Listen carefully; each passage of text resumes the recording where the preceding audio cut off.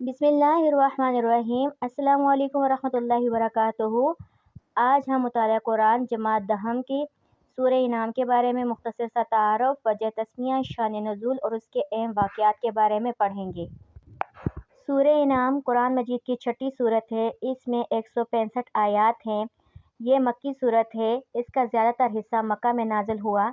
इस सूरत में तौहीद, रिसालत, आखरत, हलाल और हराम और मुशरिकीन के गलत अक़ायद का रद्द बयान किया गया, और इसमें हज़रत इब्राहीम अलैहिस्सलाम के दलाइल और अल्लाह की कुदरत की निशानियाँ भी बयान की गई। इनाम अरबी ज़ुबान में चौपायों जैसे ऊँट, गाय, बकरी वगैरह को कहते हैं।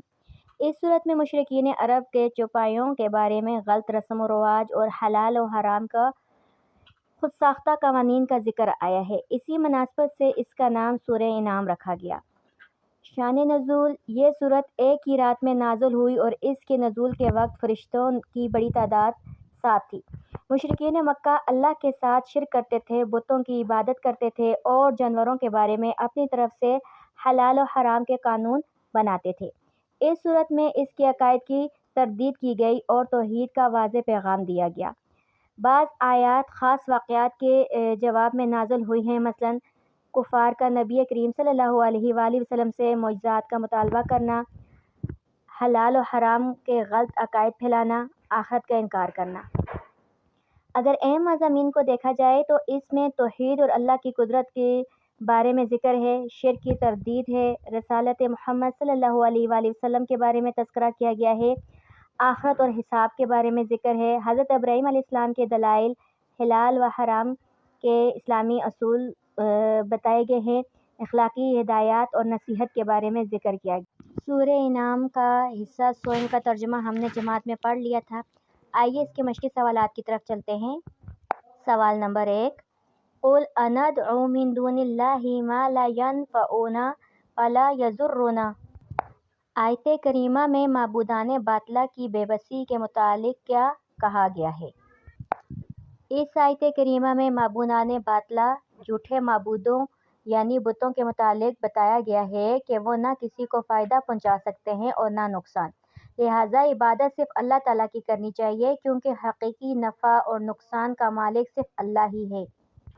सवाल नंबर 2, सूरह इनाम आयत नंबर 86 की रूह से हिदायत याफ्ता लोग कौन हैं? इस आयत करीमा के मुताबिक वो लोग जो ईमान लाए और अपने ईमान में शिर्क शामिल ना करें, वही लोग अमन वाले और हिदायत याफ्ता हैं। यहाँ जुल्म से मुराद शिर्क। सवाल नंबर 3, सूरह इनाम की आयत नंबर 155 में कुरान हकीम की क्या सफ़ात बयान की गई हैं? इस आयत में अल्लाह ताला ने कुरान की 3 बड़ी सफ़ात बयान की हैं। नंबर 1, नाज़िल करदा किताब, नंबर 2, मुबारक, नंबर 3, पैरवी का हुक्म। नाज़िल करदा किताब ये अल्लाह ताला की तरफ से उतारी गई है, किसी इंसान की लिखी हुई नहीं। मुबारक किताब यानी इसमें हर तरह की भलाई, हिदायत और बरकत है। जो इस पर अमल करे उसकी ज़िंदगी संवर जाएगी।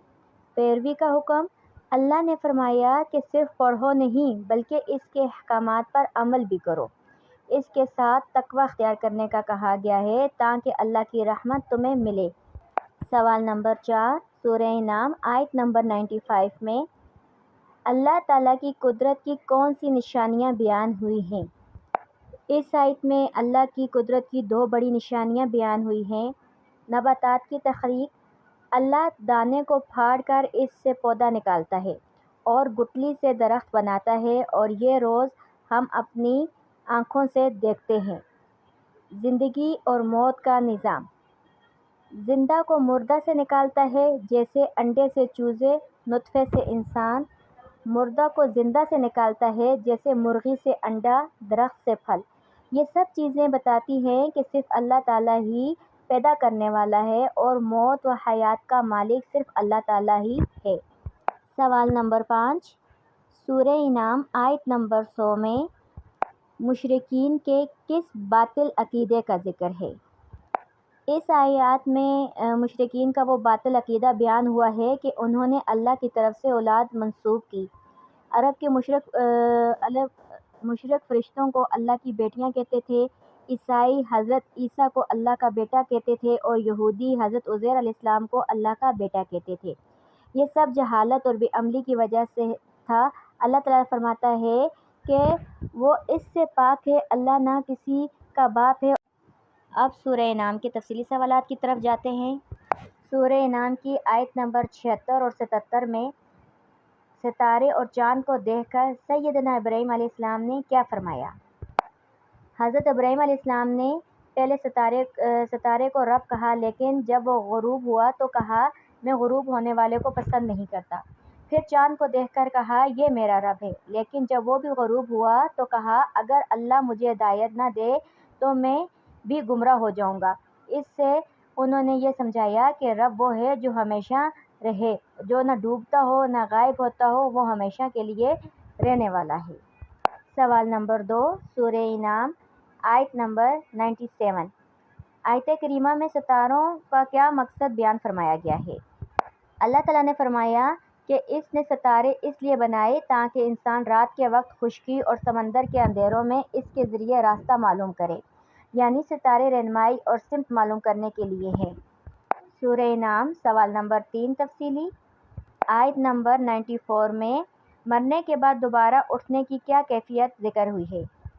اس آیت میں قیامت کے دن کی کیفیت بیان ہوئی ہے کہ انسان اللہ کے سامنے اکیلا پیش ہوگا جیسے پہلی بار پیدا کیا گیا تھا۔ دنیا میں جو مال، اولاد، طاقت دی گئی تھی وہ سب پیچھے رہ جائے گی۔